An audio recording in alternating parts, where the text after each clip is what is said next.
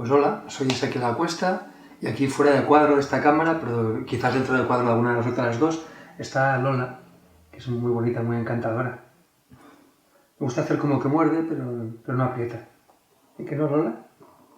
Eres como el gobierno español, que muerdes pero no aprietas.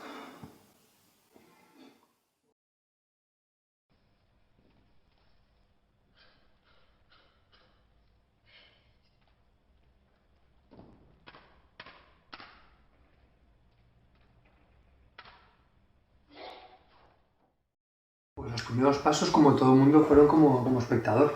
Y de hecho, los primeros y los últimos. O sea, todo el mundo somos más espectadores que cineastas, ¿no? Dedicamos mucho más tiempo a ver películas que a hacerlas.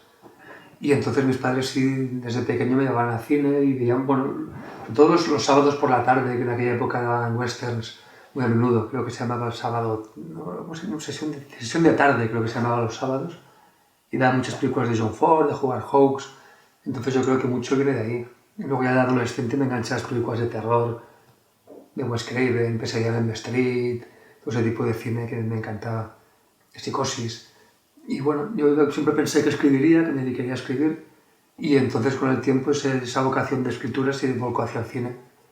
Y me di cuenta que se mezcló con la vocación de retratar. Así que se mezclan, de repente se mezclan dos vocaciones, la narrativa y la retratista. Me pareció que el cine compaginaba todo eso. Otro motivo que me empuja a hacer cine y no a escribir es el hecho de que sea un trabajo en equipo. Y con esto quiero decir algo tan simple como que si yo me dedicara a la literatura, posiblemente no escribiría jamás. Y el hecho de que por muchas mañanas yo soy perezoso. Es muy raro porque soy un perezoso hiperactivo. Pero yo o sea, no me levantaría a escribir. Entonces me tienen que levantar y decir, oye, es que hay 30 personas fuera esperando, te tenemos que rodar a las 8 de la mañana y vete, o sea, vamos a rodar.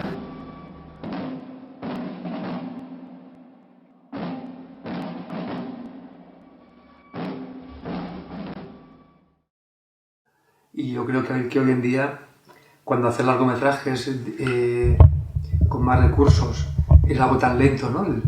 Lo que era tan natural como oficio para John Ford, los cineastas clásicos de estudio, ¿no? Raúl Walsh, por ejemplo, ¿no? Él trabajaba en la factoría, le encargaban pelis y hacía 2 o 3 al año y por lo tanto tenía un pulso narrativo y una capacidad para encontrar el encuadre que muy difícilmente tendremos hoy, ¿no? Porque trabajamos mucho menos. Entonces la forma de compensarlo para mí es hacer cortos, piezas, instalaciones sin parar, ¿no? Mantener ese aprendizaje. Y al mismo tiempo es una forma de quitarte la responsabilidad de que el día que tienes una cámara delante ya no te preocupe porque la tienes cada día, ¿no? Me parece que era Chris Marker que hablaba de hacer cine como un trabajo diario, ¿no? Lo del no dejar pasar ningún día sin escribir una línea. Hoy en día lo podemos hacer en el cine también. Para mí Chris Marker es un cineasta importantísimo. De repente cuando empecé a ver sus películas, bueno, esa especie de sensación de reconocimiento que tiene uno cuando ve cosas que le conciernen. A Chris Marker yo no he podido conocerle nunca, pero a Jean Rouge, Agnès Varda sí, y Agnès Varda era íntima amiga de Chris Marker y sus películas son maravillosas, ¿no? Creo que es una de las cineastas más importantes que hay en el mundo ahora mismo. Casi todo lo que nos atribuyen a los cineastas de ahora y que dicen que hemos inventado cosas, casi todo lo que nos atribuyen lo habían hecho muchísimo antes a Agnès Varda, Chris Marker, Jean Vigo.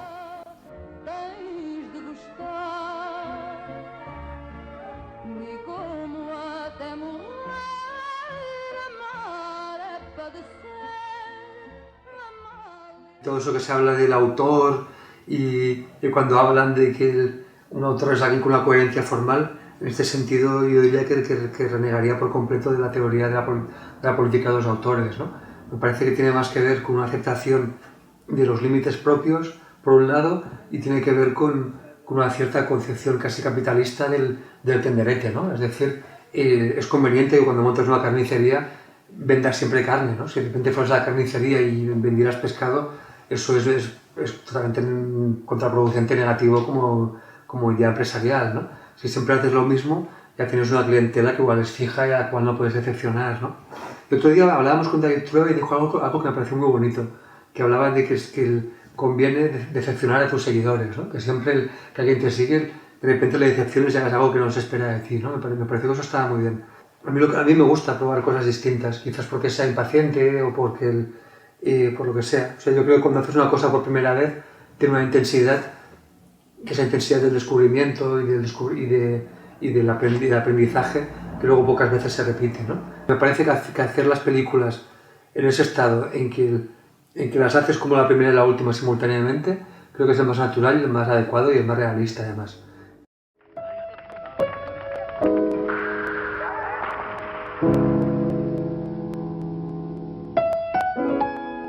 Y ahora un Einstein, por Chris Marker.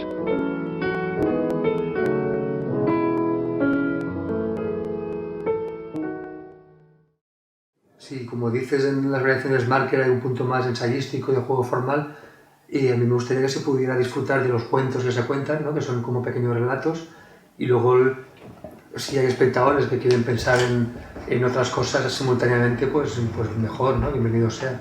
Pero son formas de placer compatibles y distintas, y una no es mejor que la otra. Es verdad que también hay un placer hay un placer formal también, ¿no? Que por lo general se suma, no se anula con el placer de la narración. Son placeres simultáneos, uno puede disfrutar de una forma muy bien resuelta, ¿no? Ves una ejecución fantástica y disfrutas de la forma de lo que te están contando, y además por lo general se suman, ¿no? O sea, de hecho, vamos, me acuerdo de haber leído los cuentos de Borges cuando era chaval y disfrutarlos como un bestia. Y luego leerlos años después y decir, pero si yo no había entendido nada. O sea, que yo llegué a poner en cuestión el placer que había obtenido leyendo aquellos cuentos porque pensé que no había podido entender nada que contaba, ¿no? Y en cambio los había disfrutado realmente. Los había disfrutado sin ver toda una serie de cosas, pero había visto otras que me daban mucho placer.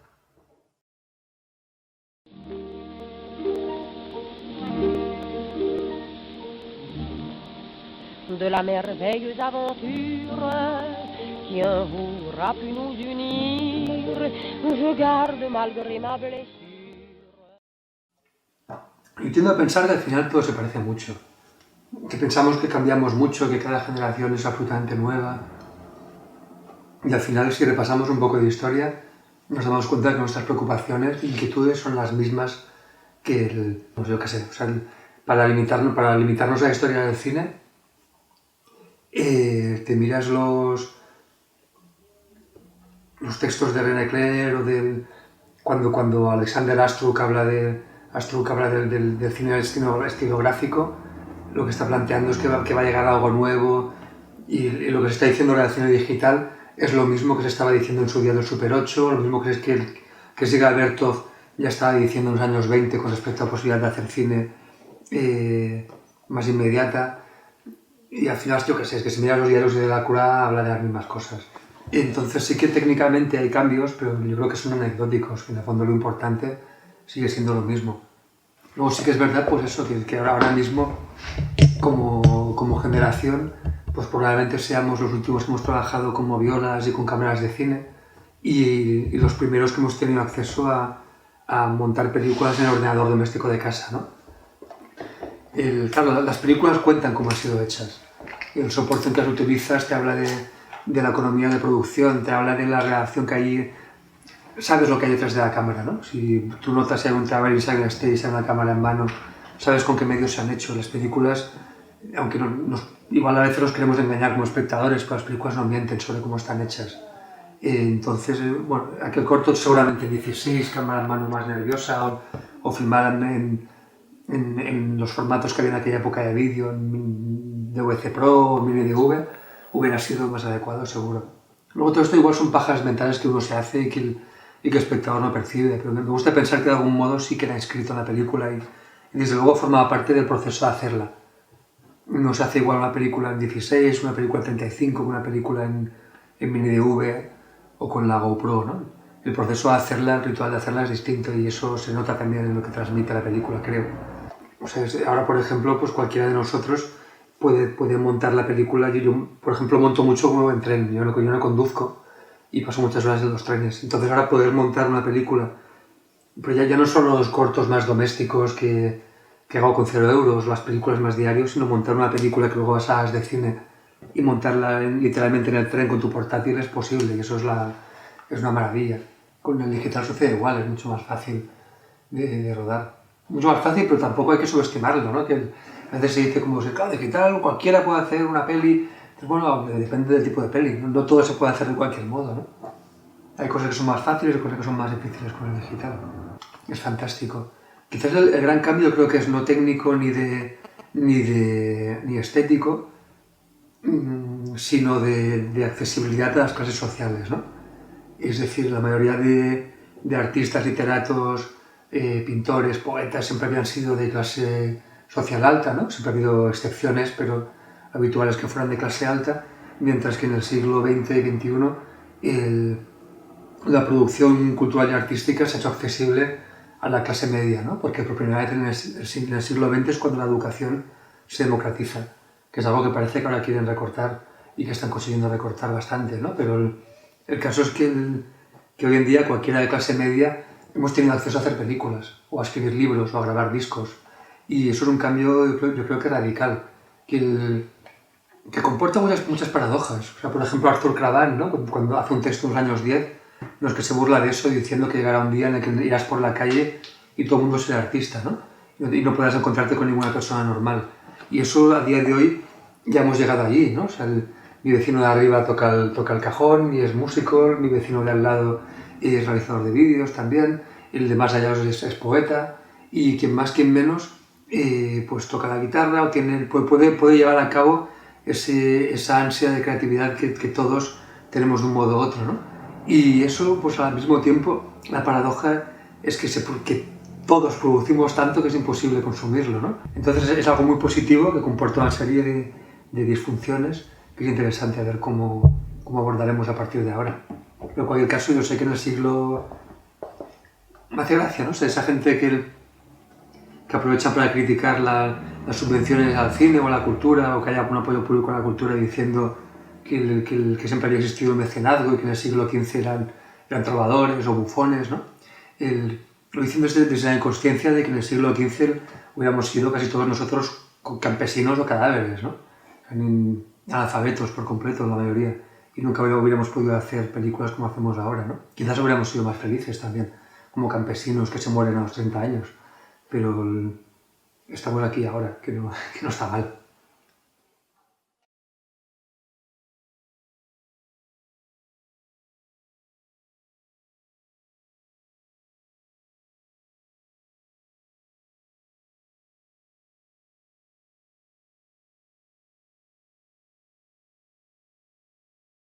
Cuando hablamos de documental, el problema es que es una palabra que se ha convertido en algo tan polisémico que todo el mundo la emplea de forma distinta, con lo cual da pie a muchísimos equívocos y confusiones, ¿no? Hay gente que cuando se refiere a documental se refiere a algo casi ontológico, ¿no? Es decir, una película o un programa un reportaje que te está contando algo de la realidad, con lo cual un documental es algo que te muestra lo que acontece en la realidad sin manipulación, mientras que otra gente lo utiliza para referirse a una serie de formas, ¿no? Formas fílmicas, formas de montaje, formas de filmación. Entonces, claro, por ejemplo, porque hay mucha gente que el falso documental, que ontológicamente es una ficción, lo incluye dentro del documental, ¿no? Y quizás lo que me pone más nervioso es cuando hablan del documental como género, ¿no? Cuando es evidente que no puede ser un género, igual que la ficción no es un género, sino que dentro de la ficción y el documental hay infinitos géneros, ¿no? Entonces, claro, eso de entrada pide muchísimos equívocos, muchos de los cuales son muy, muy engorrosos, ¿no? Y el problema suele ser cuando alguien quiere dar gato por liebre, ¿no? O cuando alguien se equivoca y emplea formas que no son las más adecuadas para contar o transmitir la sensación de veracidad que quiere transmitir, ¿no? En cuanto a lo que me preguntabas, yo contaba que yo cuando empecé, por ejemplo, cuando hice Cravan, el tema de la verosimilitud y de cómo se construye el realismo mediante el lenguaje cinematográfico me apasionaba. Me interesaba mucho el tema de la falsificación y el tema del realismo. Entonces, en Cravan pensé que valía la pena jugar a hacer una película, en un documental que contara cosas reales, pero todo el mundo pensaba que eran falsas, ¿no? Por lo general se utiliza el lenguaje cinematográfico o el lenguaje audiovisual para reforzar la verosimilitud. A mí me gusta utilizarlo para quebrantarla, ¿no? Para despertar en el espectador la sospecha, la sensación de que todo aquello era inventado. De hecho, es lo que sucede con los informativos, ¿no? Cuando de repente en el telediario te cuentan algo que es real, te muestran que hay una mujer que llega a las rebajas y te lo montan en el plano o sea, te lo montan con el plano de ella entrando desde exteriores al Corte Inglés y luego te lo filman desde el interior, ¿no? Con lo cual te están delatando que hay una puesta en escena y que eso está preparado. Y ni siquiera buscan engañar a nadie, es como adoptar una estética que no te conviene, ¿no? Que no corresponde. Yo por eso, bueno, en relación con todo esto, como hay tanto equívoco en torno a documental de ficción, yo decía que prefería hablar de cine previsto y calculado y preparado y de cine improvisado, espontáneo y abierto al azar, ¿no? Hay películas de ficción que tienen grietas y películas documentales que están muy calculadas, muy rígidas y no todo lo que acontece ya sabes que va a ocurrir de antemano, ¿no?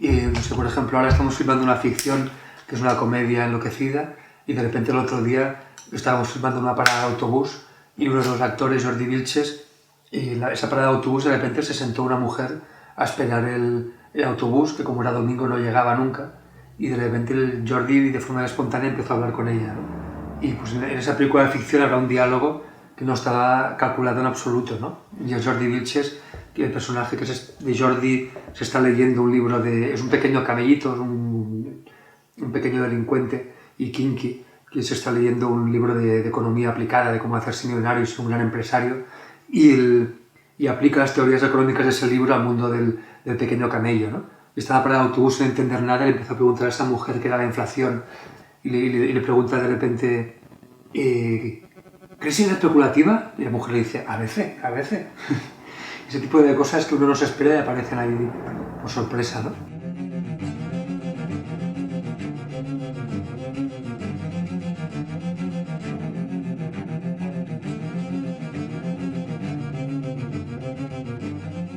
Bueno, en mi caso, más que con la forma de mirar, es que hubo un momento en el cual me di cuenta de que el cine me servía como forma de conocer lugares y conocer gente.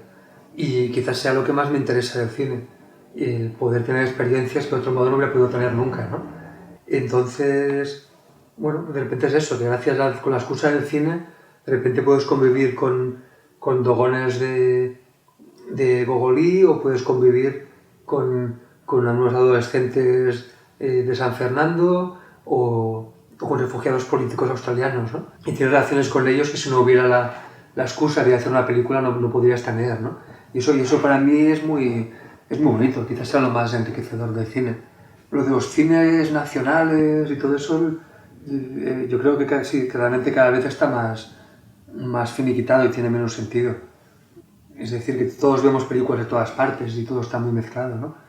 Te das cuenta que hay formas que emplean los cineastas tailandeses que vienen de cineastas latinoamericanos o franceses. Sí, la mezcla cada vez es mayor.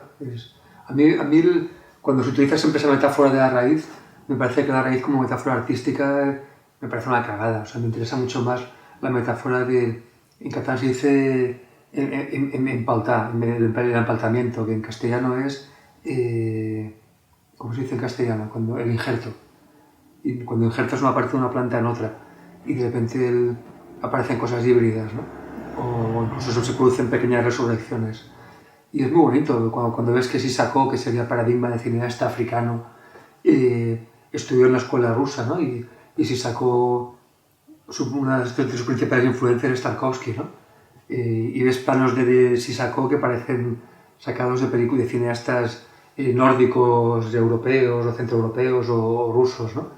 O cuando ves que Tarkovsky, su primer corto, está plagiando el cine negro norteamericano, ¿no? Cuando adapta un cuento de Hemingway. Ese tipo de mezclas, incluso en los cineastas supuestamente nacionales más puros, aparecen porque es inevitable, no puede ser de otro modo, ¿no? Estamos hechos de pedazos y hoy en día lo que vemos nos llega de todas partes, ¿no? És que ara seria una meravella. Vull dir, la gent podria follar els carrers. El mercat mundial el rebentarem amb aquest porno revolucionari, perquè és porno revolucionario. La película que estamos haciendo ahora se llama Murieron por encima de sus posibilidades, que esperemos que no sea un título premonitorio, pero que ya solo por el gustazo de hacer una empresa que se llama Murieron por encima de sus posibilidades, porque la estamos haciendo en cooperativa, y con ese nombre hemos pedido un crédito y nos lo han dado. O sea que ya solo esa idea ya me encanta. Entonces es una película muy coral, de espíritu, me gusta pensar que muy berlandiano, sobre la España actual. Es la primera vez que hago una película, largometraje, de de vocación de comedia negra y esperpento. Yo creo que la mejor forma de entender España ahora es lo que es el esperpento. O sea, lees las portadas de los periódicos, ves los informativos y uno no da crédito, ¿no? Se da cuenta de que el Valle Inclán está más presente que nunca. Parece el presidente en la sombra es Valle Inclán. O sea, nunca había rodado en tan buenas condiciones de equipo técnico, de buen rollo. También es verdad que es una película que hacemos aquí, que es la primera vez que ruedo y puedo ir a dormir a casa, que eso me hace mucha ilusión. Es muy bueno para la salud. Y luego también es que los actores se han volcado y se han enrollado muy bien. O sea, tenemos un reparto espectacular.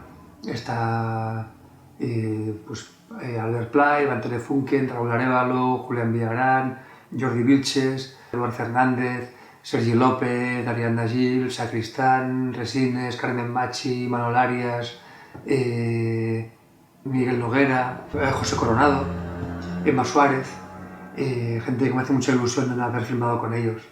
Y bueno, la verdad que estoy muy contento con los resultados. No tiene nada que ver con lo que he hecho hasta ahora, o sí tiene que ver, pero de otra forma.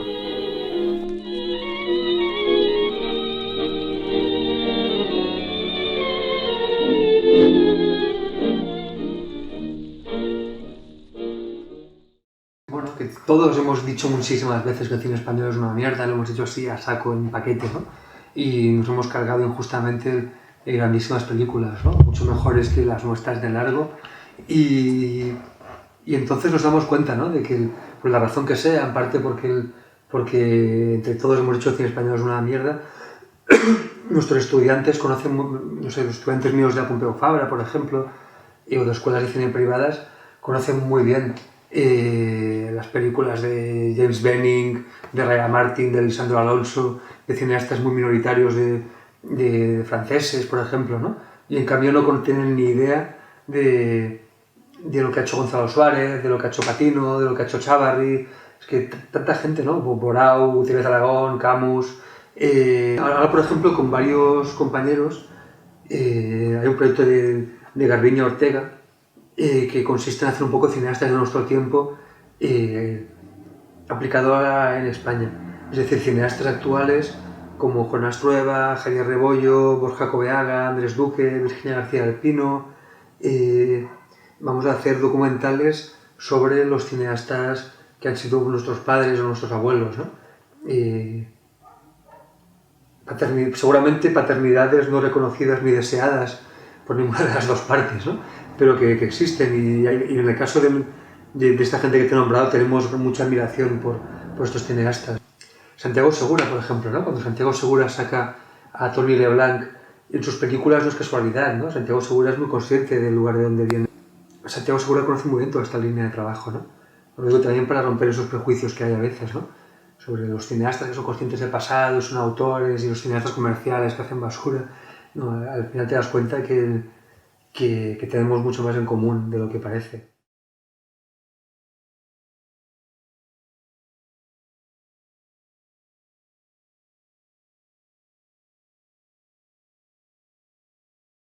No estamos en disposición de renunciar a ningún tipo de exhibición. Es decir, que las películas, si se pueden ver en cines, en iglesia, en bares, en internet, en los móviles, pues aprovechémoslo, porque realmente el cine ha dejado de ocupar ese lugar central que ocupaba como espacio de ocio y de conocimiento y ocupa un lugar secundario, lo cual también está muy bien. A la poesía le pasó hace tiempo y sigue existiendo. Creo que vale la pena aprovechar todos los formatos, pero recordando que hay algunos más adecuados en función de cómo sea la pieza, ¿no?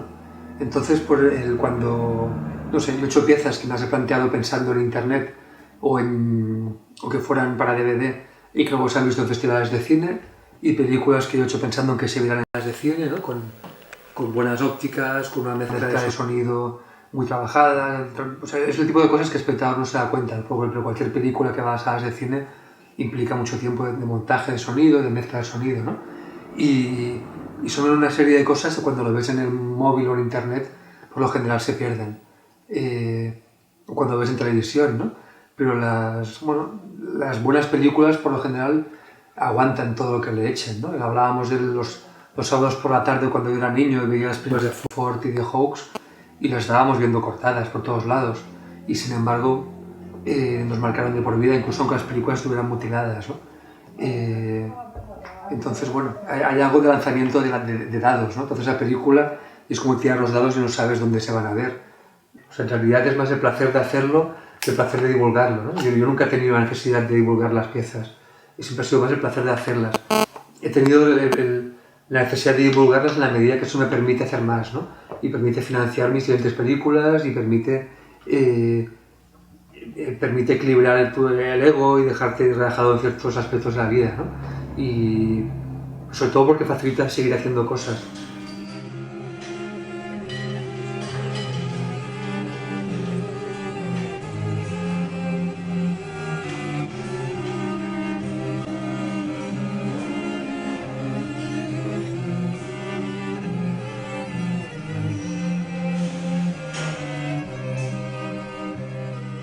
Yo creo que lo mejor del cine español actual es la enorme diversidad que hay y el hecho de que casi por primera vez yo creo que hay una comunicación muy fluida entre generaciones, ¿no?